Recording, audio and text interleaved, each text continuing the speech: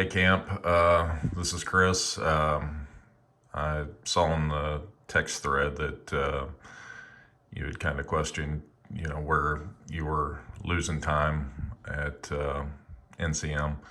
I've got data here. I don't have video to put in with this, so I'm just going to go over data of my quick lap versus what I believe is your quick lap. I'd run a 33.3 and I've got a 37.7 lap to compare it to. Like I said, I believe it's yours, just based on number of laps run and whatnot out of everything. And this is Saturday data. I don't have anything from Sunday to compare it to, but I do have everything from Saturday.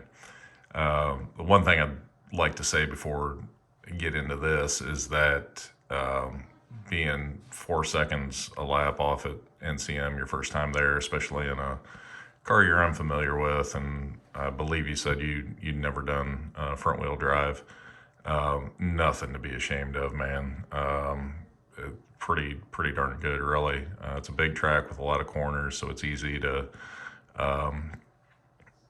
make a big differential in time, just because of the number of corners and the nuances of the track make it hard to learn. The first time I went there, I came back the next year with the same car. We'd made a lot of improvements to the car, and my ego would like to think that all the improvements to the car were where we gained lap time, but I know better than that. And when I went back the second time, we were 10 seconds a lap quicker.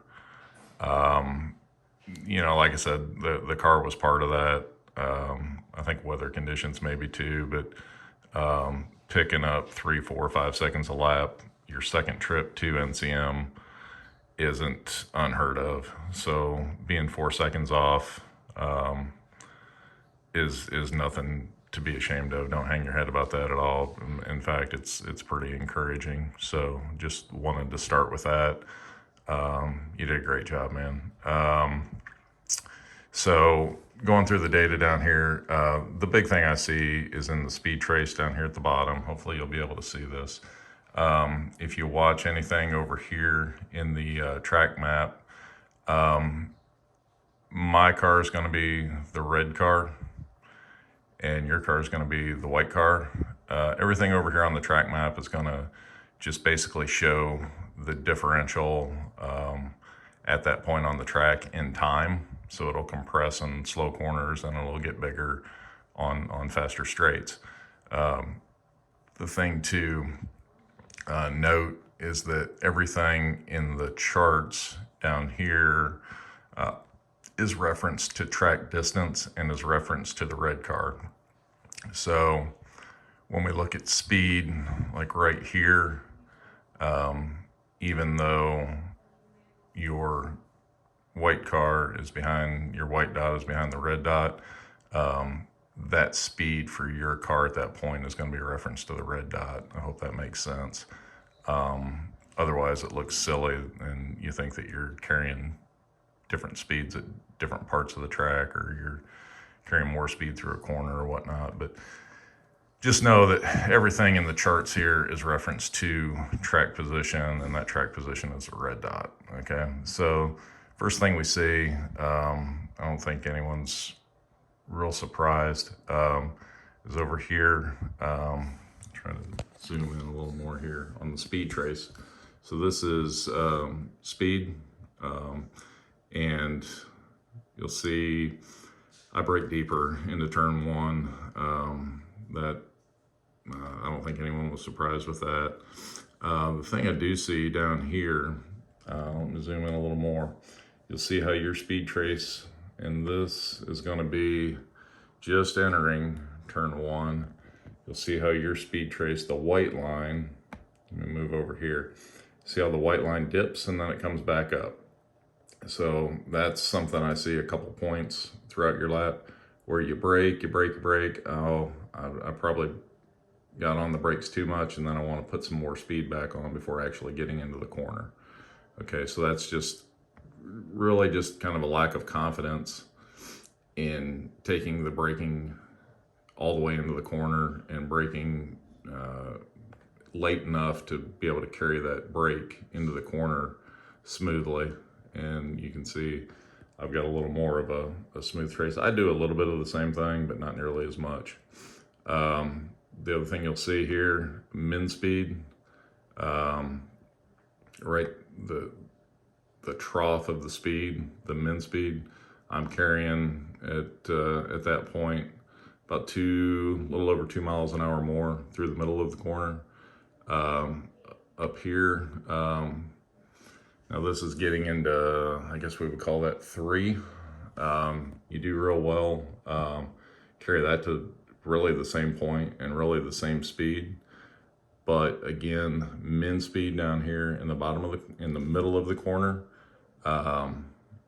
we're carrying about 4 miles an hour more min speed through that corner. And that's a slow corner,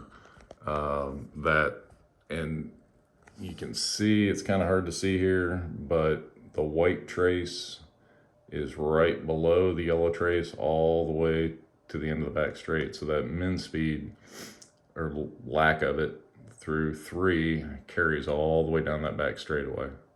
If you click a point like right here, it's close, but I'm still 0.3 of a mile an hour faster. Before we get on the brake, almost a mile an hour faster. So that little bit of min speed in 3 plays out to speed all the way down the back straight. We actually, so this is the end of the back straight. Actually get off the throttle about the same spot, looks like. Could pull TPS in here, but real close. But obviously I carry more speed through that fast corner, and that's going to come down to just knowing the car really and being comfortable with the car. And if you're not comfortable with pitching front wheel drive into that fast corner and having that back end step out and being able to know that you can give it throttle to pull it out, that's hard to learn. There's nothing wrong with taking it easy that first weekend, but again, about 7.5 miles an hour difference through that fast corner.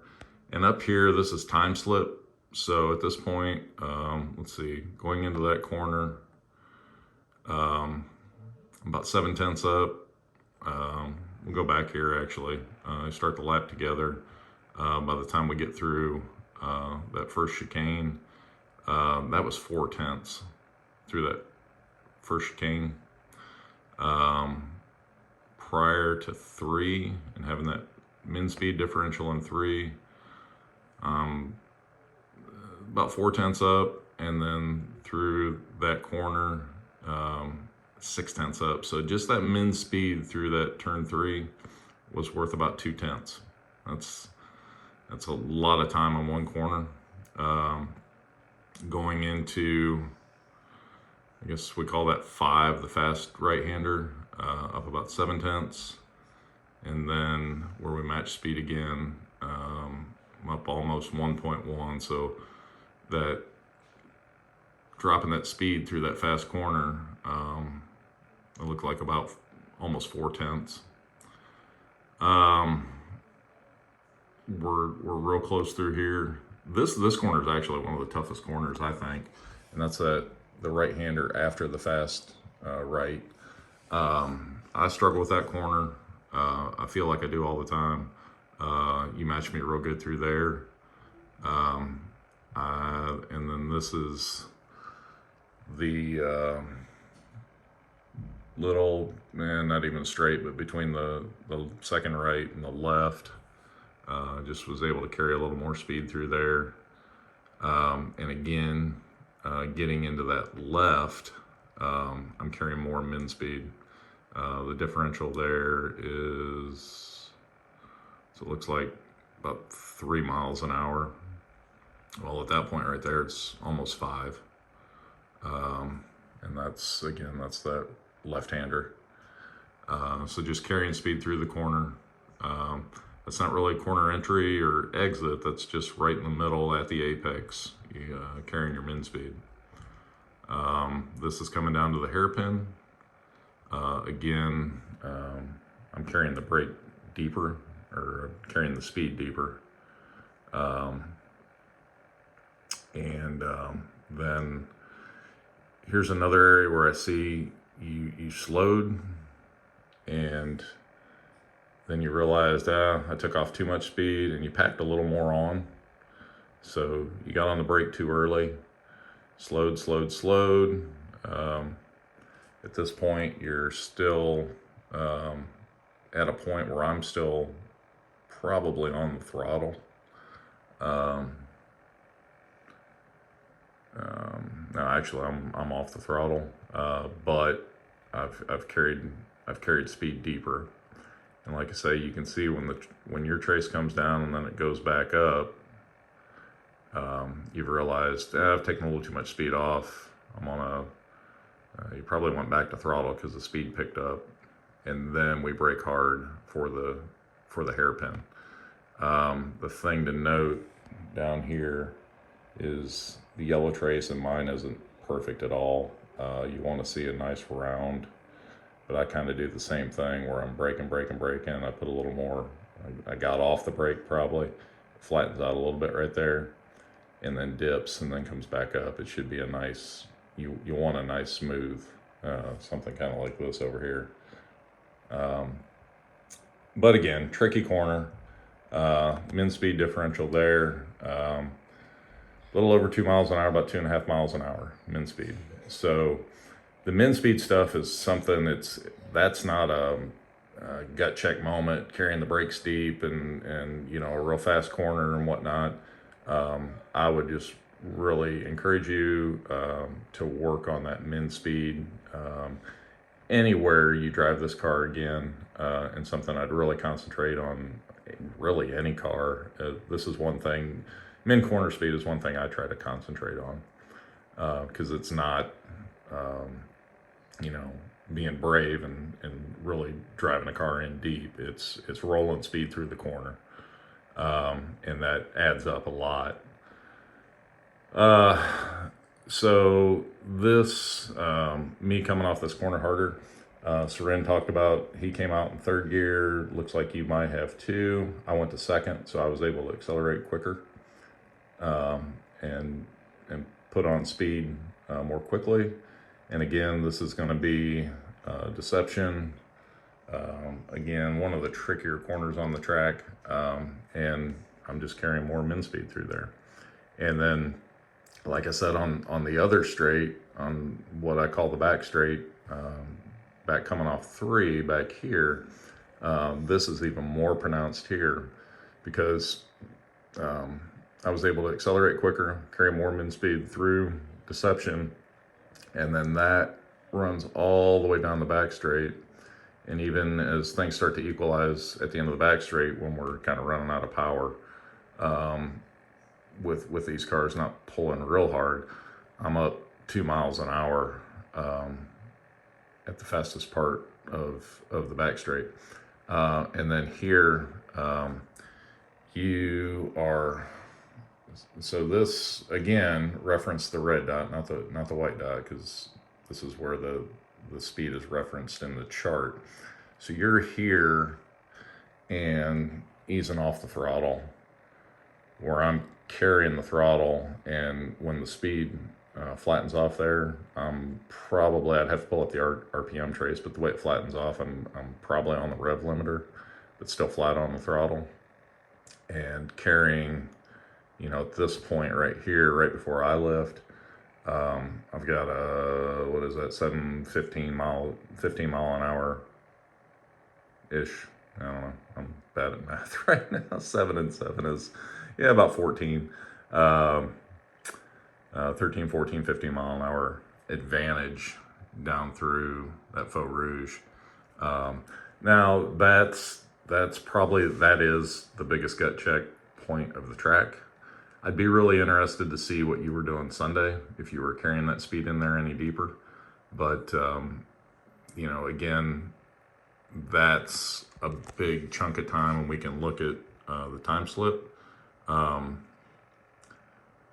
At this point here, the differential is 2.45 seconds. And then here, right as we brake, you know, we're 2.73, so it's almost 3/10 that you're giving up. And what is that, about maybe 100 meters of track? And that's a straight. You know, so to give up that much on a straight, that's a big chunk of time to lose. I want to go back here and look at this, where you see the time delta bump up. That's where we lost a lot of time. And again, that was just not carrying that brake. We're back here in the hairpin. Should have looked at this earlier. I didn't notice the big bump in the time differential.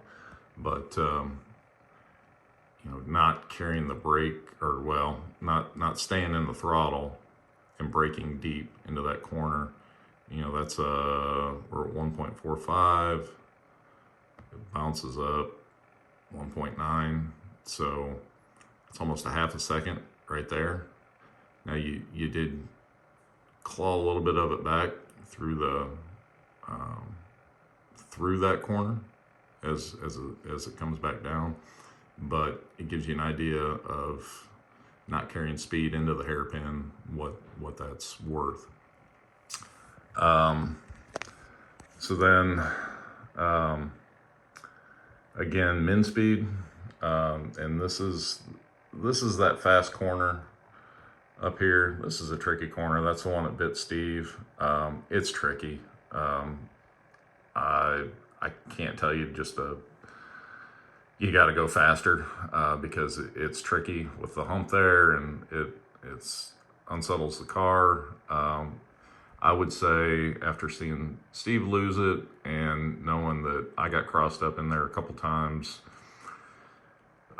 you just got to have the confidence. If you're going to do it quickly, you got to have the confidence that when the rear end steps out, because it's going to over that hump, you got to have the confidence that you can just boot the throttle, and the front end's going to pull the rear end out, and you're going to be able to drive out of a sideways condition. But again, that's something you got to work up to, and you got to be confident in the car, and just take some laps. So there's again nothing to feel bad about working your way up to it, because I've done the same thing over my trips to the track. But if you're looking for where you're losing time, part two, I guess.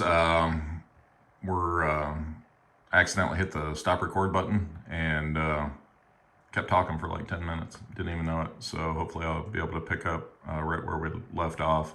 I think we were talking about this the fast corner here after Faux Rouge, and talking about how the car's going to probably step out, and how to carry speed through there. And we're going to look at, so we're through there. I want to look at this right-hander here.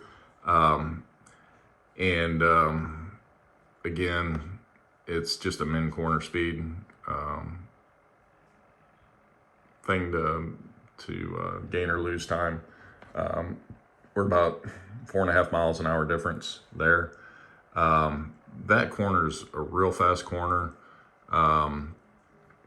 And it's one of those corners where on corner exit, I always kind of feel like I should have carried more speed through the corner. And one thing that I kind of notice is up here definitely, and then down here. One thing, I've got some friends that are circle track racers, and I've been able to test some stock cars on oval tracks, and never actually competed, but been able to turn some laps with them and testing. And one thing they talk about, and you'll hear all the time if you watch any kind of circle track racing, they'll talk about rolling speed through the corner. And that's basically what I see here in these couple corners. This one down here, where you're trying to just maintain roll into the corner, not run up on the corner real hard, slam on the brake, and then drive out, which is what road racers tend to do. But if you can try to, especially in these fast corners, not brake so hard, not give up so much speed, keep your entry speed a little higher and just roll that, try to concentrate on maintaining that speed through the corner, and carrying that higher min speed. That's going to pay off. And we'll see it, these three corners in succession. That's something I would encourage you to work on, that idea of rolling speed through the corner. We got the same thing down here, and what I see down here, and this is this long right-hander. What I see here is your, let me move that, is your speed trace. Drips, dips, and then it pops back up. And again, I think it's a situation where you came in, you still on the brake, where I kind of rolled through the corner. You still on the brake, you overslowed, you realized you'd overslowed, you sped back up in the middle of the corner, and when you did that, I'm guessing, from what I see here and location on the track, that when you sped back up, it caused the front end to give up.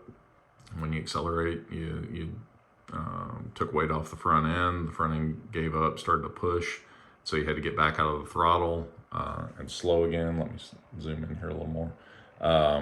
You had to slow again to get the front end to bite, and then you were able to accelerate off the corner. Probably the same thing happened here, where you're on corner exit, coming up out of the sinkhole.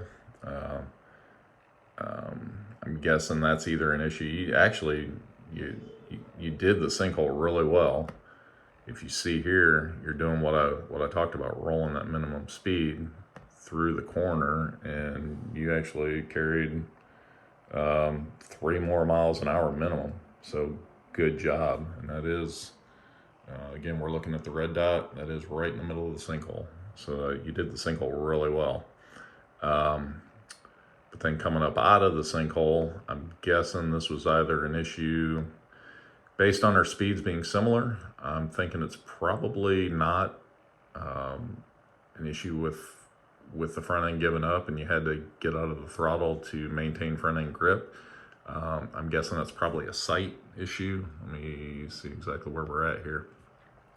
So being able to look ahead at this point here, the track kind of crowns. It's hard to get good vision up, but you need to pick a spot out in here somewhere as a reference to be able to roll that speed out of that right-hander and up this hill here.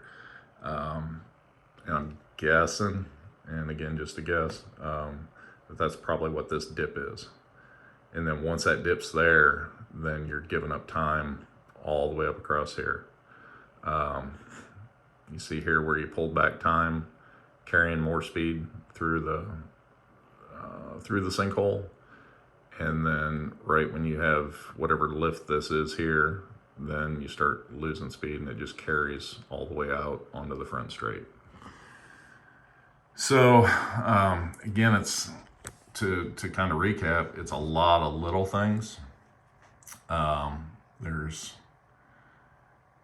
There's the 2 big gaps here that stand out in the fastest part of the track, but those add up to some time, but that's not the biggest differentials you're seeing. The biggest differential is these big jumps. This jump right here and then all this through here, which is all slower corners and technical stuff. This gaining all this time here isn't driving in deep and being able to carry speed longer before you dive on the brake and slamming a car into a corner super hard. This is all technical, slower stuff, and it all comes down to this min speed, rolling speed through the corner. So that's what I would encourage you to work on with these cars, with this track, and something. I don't care what kind of car, you know, whether you're driving a 130 horsepower front wheel drive Neon or a 800 horse stock car, or F1 car. Carrying that min speed is huge, and that's what I'd work on. That's all I got. Hope it helps. It was great being able to run with you. Hope we see you again, and hope you get something out of this. Take care, man. Bye.